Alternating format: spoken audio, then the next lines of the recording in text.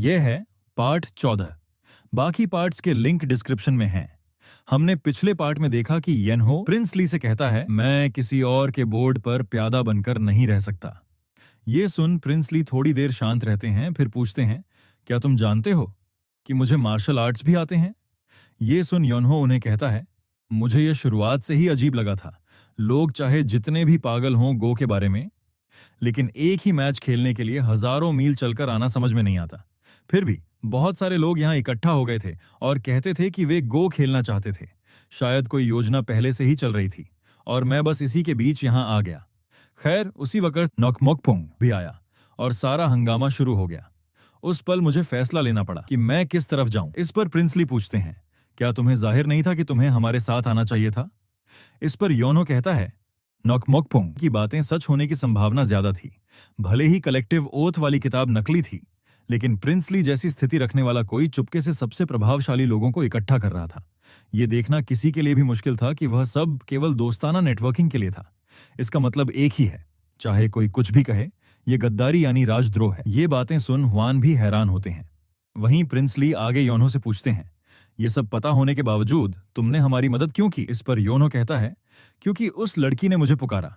अगर मुझे पकड़ाया नहीं गया होता तो मैं सच में बस भागने ही वाला था। लेकिन वह लड़की, वह सच में इसके बारे में कुछ भी नहीं जानती लग रही थी, इसीलिए मैं वहां से भाग नहीं सका। मेरे मास्टर कहा करते थे, आदर्श जरूरी हैं और दुनिया भी जरूरी है, पर अगर तुम सामने खड़े व्यक्ति के दर्द को नहीं देख पाओगे तो ये सब बेकार है। ये सुनने के बाद प्रिंसली कहते हैं, तो इसलिए तुमने पूरे मामले के बीच में खुद को बाहर से मूर्ख दिखाया और अंदर अपना आगे का प्लान सोच रहे थे, ताकि तुम मेरी प्रतिक्रिया देखकर मेरे प्लान के बारे में जान सको। इस पर योनो कहता है, क्योंकि मैं बहुत गुस्से में था। मैं सीधे पूछता हूं, क्या तुम राजद्रोह की साजिश रच रहे हो? इस पर प्रिंसली कहते हैं, और अगर मैं कहूं हां तो तुम क्या करोगे? इस पर योनो कहता है, तब मैं आखिरकार चैन की नींद सो सकूंगा। प्रिंसली पूछते हैं, तब भी जब मैं राजद्रोह की साजिश कर रहा हूं? योनो कहता है, तो क्या मैं तुम्हारे लिए सफल होने की कामना करूं? प्रिंसली पूछते हैं, क्या तुम्हारे पास राज परिवार के प्रति कोई वफादारी नहीं है? योनो कहता है, राजा ने मुझे कभी कुछ दिया ही नहीं, तो मैं क्यों करूं? अगर मुझे कुछ करना पड़े तो मैं तुम्हारे लिए खुशियां मनाऊंगा, योर हाइनेस। क्योंकि फिर प्रिंस की आंखों में आंखें डालकर कहता है, कम से कम तुमने मुझे गोल्ड दिया था। और प्रिंस ली भी उसे घूर रहे होते हैं। वहीं हुआन चुपचाप उन दोनों की बातें सुन रहे होते हैं। मुझे लगता है हुआन जरूर कुछ न कुछ प्लान कर रहा है। योनो की बातें सुन प्रिंस ली जोर जोर से हंसते हुए कहते हैं, मुझे पता था तुम चालाक हो, पर अब मैं देख रहा हूं कि तुमने मेरी उम्मीदों को पूरी तरह पार कर दिया है। फिर गंभीर होकर योनो से कहते हैं, हाँ तुम सही हो। हालांकि मैं अपनी जान की कसम खाकर कहता हूं, हम राजद्रोह की साजिश नहीं कर रहे। हम केवल नोकगी के खिलाफ खड़े होने के लिए ताकत इकट्ठा कर रहे थे। इस पर योनो कहता है, समझ गया। फिर आगे प्रिंस ली कहते हैं, समस्या यह है कि नोकगी ने भी यह बात समझ ली है। क्या तुम जानते हो नोकगी ने नॉकमॉकपुंग क्यों भेजा? वह उसे मेरे हाथों मरवा देना चाहता था। यह सुनकर योनहो शॉक हो जाता है। प्रिंस ली आगे कहते हैं, उसका मकसद मुझे पकड़ना नहीं था, बल्कि नॉकमॉकपुंग को मेरे हाथों मरवाना था। अगर ऐसा हुआ तो नोकगी इसे बहाना बनाकर किसी तरह यह प्रकट कर देता कि मैंने अपने मार्शल आर्ट्स छुपाए हुए थे और मैंने ये सारे लोग इकट्ठे किए थे, तभी तुम बीच में कूद गए। फिर झुककर कहते हैं, अगर मैंने तुम्हें ठेस पहुंचाई हो तो माफ करना। फिर आगे कहते हैं, तुमने जो कहा था गो के बोर्ड पर प्यादों की तरह इस्तेमाल किए जाने की बात, वह कभी मेरा इरादा नहीं था। उस वक्त मैं और यहां मौजूद एजर दोनों बुरी तरह फंसे हुए थे। योनहो यह सुनकर कहता है, मैं समझता हूं। इस पर प्रिंस ली कहते हैं, कृपया मुझ पर भरोसा करो। योनो कहता है, मैंने कहा मैं समझ गया। इसके बाद प्रिंस ली येनहो से पूछते हैं, तो क्या तुम रॉयल सीक्रेट इंस्पेक्टर का पद स्वीकार करोगे? योनो कहता है, पहले से बता दूं, मैं कभी खुद मुसीबत की तलाश करके नहीं जाऊंगा। यह सुन प्रिंस ली कहते हैं, मुझे कोई परवाह नहीं, क्योंकि भले ही तुम न चाहो, दुनिया तुम्हें अकेला नहीं छोड़ेगी। योनो कहता है, क्या यह कोई शाप है? प्रिंस ली कहते हैं, वह हीरो का मार्ग है। योनो मुंह अजीब सा करके कहता है, मुझे नहीं चाहिए वह। प्रिंस ली कहता है, किस्मत ऐसी चीज नहीं जिसे तुम दूसरों को दे सको। योनो वहां से जाते हुए कहता है, अगर ऐसा है तो मैं अब जा रहा हूं। उसे जाते देख प्रिंस ली पीछे से कहता है, जाओ, मैं भी आज ही जा रहा हूं। योनो उनसे कहता है, मैं ईमानदारी से आशा करता हूं कि हम फिर कभी न मिलें। प्रिंस ली कहते हैं, किसी वजह से मुझे लगता है कि हम बहुत जल्द फिर मिलेंगे। ये सुन योनहो का मुंह बिगड़ जाता है और वह वहां से चला जाता है। योनो के जाने के बाद हुआन प्रिंस ली से पूछते हैं, तुम उसे कैसे देखते हो? प्रिंस ली सोचकर कहते हैं, वह मेरी उम्मीदों से ज्यादा है। मैंने उम्मीद की थी कि बस उसकी मार्शल आर्ट्स जोरदार होंगी, पर मुझे नहीं पता था कि वह इतनी काबिलियत का मास्टर है कि वह मेरी भी समझ पकड़ लेगा। मैंने सोचा था मैंने एक दिव्य ड्रैगन पाया है, पर ऐसा लगता है मैंने उसकी जगह एक मॉन्स्टर ला दिया है। अगर मैं सावधान नहीं रहा तो मुझे निगल लिया जा सकता है। वान कहते हैं, ऐसा जोखिम उठाने लायक है। प्रिंस ली वहां से जाते हुए कहते हैं, शायद अगर बात केवल उसकी मार्शल काबिलियत की होती तो ठीक था, पर उसकी चालाकी सामान्य से परे है। वह सारी स्थिति को समझ गया था, पर फिर भी उसने आखिर तक कोई कदम नहीं उठाया। वह सिर्फ मजबूत नहीं है, वह काफी चालाक भी है। दुनिया में किसने ऐसा मॉन्स्टर पाला? खैर, उस आदमी के बारे में सब कुछ जांचो। भले ही तुम उसके मरे हुए मास्टर को नहीं ढूंढ पाओ, तुम्हें पता लगाना होगा कि वह किस फैमिली से ताल्लुक रखता है। समझे? हुआन कहते हैं, हाँ सर। और अगले सीन में हम रात का सीन देखते हैं। आसमान में चांद चमक रहा होता है और उसे देखते हुए योनहो एक घर की छत पर लेटा होता है। तभी हुआन वहां आकर उसे पूछते हैं, क्या तुम जा रहे हो? योनहो उठता है और हंसते हुए कहता है, जिस घर के मालिक ने मुझे खाना और आश्रय दिया, उससे मैं बिना अलविदा कहे जाने का इरादा नहीं रख रहा था। हुआन पूछते हैं, भले ही अभी न सही, लेकिन तुम जल्द ही यहां से जाओगे, है ना? इस पर योनहो हाँ कहता है। फिर आगे कहता है, वैसे भी मैंने यहां रहते हुए बहुत कुछ देखा और सीखा है। हुआन पूछते हैं, तो बताओ तुमने क्या सीखा? योनहो बताने लगता है। वह कहता है, अगर मैं केवल 2 सबसे महत्वपूर्ण चीजों का जिक्र करूं, एक तो यह कि किताबें पढ़ने वाले भी अपनी जिंदगी किताबों की तरह नहीं जी सकते। इस बात से हुआन भी सहमत होते हैं।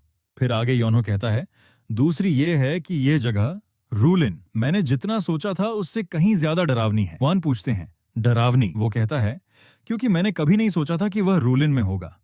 मैंने अब तक जिस किसी को म्यूरियम में देखा, उनमें से सबसे स्ट्रॉन्गेस्ट मास्टर। हुआन कहते हैं, बिल्कुल, प्रिंस ली की मार्शल आर्ट्स वाकई अद्भुत हैं। योनो सिंपल स्माइल कर कहता है, क्या तुम्हें अब भी एक्टिंग जारी रखनी है? हुआन अपना योरा रिलीज कर कहते हैं, तो तुम ये बात जानते थे? योनो कहता है, हाँ, शुरू से ही। हुआन कहते हैं, ये थोड़ी परेशानी वाली बात है, मुझ पर एक फेवर करो। योनो समझ जाता है और कहता है, टेंशन मत लो, मैं किसी को नहीं बताऊंगा।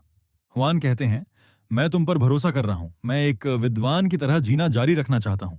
योनो कहता है, बदले में बस एक बात बताना। हुआन कहते हैं, हाँ बोलो। योनो कहता है, मेरे मास्टर ने मुझे कहा था कि रूलिन जाओ और दुनिया देखो, तो मैंने सोचा था कि मैं वहां न्याय और ईमानदारी देखूंगा, पर जो मैंने देखा वह दुनिया का सबसे डार्क साइड था। हुआन आंखें बंद करके कहते हैं, सब लोग शास्त्र पढ़ते हैं और अपने दिल में आदर्श रखते हैं, लेकिन हर किसी के आदर्श अलग होते हैं, और जब वे आदर्श टकराते हैं तो लोग समझने लगते हैं कि अपने आदर्शों को साकार करने के लिए पहले उन्हें वास्तविकता पर काबू पाना होगा।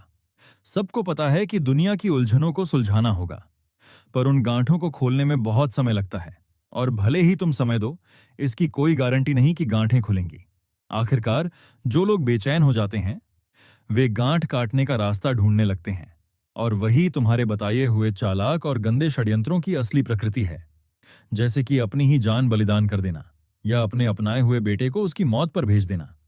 यह सब सुन योनहो पूछता है, क्या सारी दुनिया ऐसी ही है? हुआन कहते हैं, इंपीरियल पैलेस यानी प्रिंस ली का घर और भी बदतर पहलू रखता है, क्योंकि वहां पावर के लिए हमेशा झगड़े होते हैं, पर अन्य जगहें भी कुछ अलग नहीं है। योनहो आसमान में देखता है और कहता है, मुझे कोई अंदाजा नहीं है कि मेरे मास्टर मुझे दुनिया में क्या दिखाना चाहते थे। मुझे नहीं पता कि वे मुझे क्या देखना और महसूस करवाना चाहते थे। दुनिया एक आलसी व्यक्ति के लिए बहुत तेज चलती है, मेरे जैसे इंसान के लिए यह देखना, महसूस करना और समझना मुश्किल है। हुआन कहते हैं, तो क्या यह ठीक नहीं है? ये बात योनहो को समझ नहीं आती, इसलिए हुआन आगे समझाते हुए कहते हैं, अगर दुनिया तेज है तो आप उसे धीरे धीरे भी अपना सकते हैं। एक मेहनती व्यक्ति बहुत कुछ देख और सीख सकता है, पर एक आलसी व्यक्ति शायद चीजों को और स्पष्टता से देख पाए। अगर आप पहले से तय कर लेते हो कि आप क्या देखोगे और क्या महसूस करोगे, तो उसमें क्या अर्थ रह जाता है? अपने कदमों पर चलो और अपनी आंखों से दुनिया को देखो। अगर तुम ऐसा करोगे, दुनिया तुम्हें वह रास्ता दिखाएगी जो तुम्हें लेना है। योनहो उन्हें पूछता है, जैसा मैं हूं, दुनिया को जैसी है वैसी ही देखूं? यह कहकर वह वहीं ध्यान मेडिटेशन करने लग जाता है और मन में कहता है, जैसी है महसूस करो। और जैसे ही वह समझ लेता है, उसके दिल की जगह पर पिंक कलर में एनर्जी सर्कुलेट होने लगती है और उससे बहुत सारा ऑरा निकल रहा होता है। उसे मेडिटेशन करता देख हुआन उसके पास आकर आसपास नजर रखते हैं ताकि कोई उसे डिस्टर्ब न करे। थोड़ी देर बाद योनहो आंखें खोलता है और उसकी आंखों में अलग ही चमक होती है। यह देखकर हुआन पूछते हैं, क्या तुम्हें लगता है कि तुमने कुछ समझ लिया? इस पर वह सिर खुजाते हुए कहता है, सच कहूं तो मुझे ज्यादा यकीन नहीं है। हुआन भी हंसते हुए कहते हैं, बस इतना ही काफी है, यह दिल से समझने वाली बात है। और यह कहकर हुआन वहां से चले जाते हैं और जाते हुए कहते हैं, मैं आशा करता हूं कि तुम्हें एक दिन जरूर उसका जवाब मिल जाएगा। वो चले जाते हैं।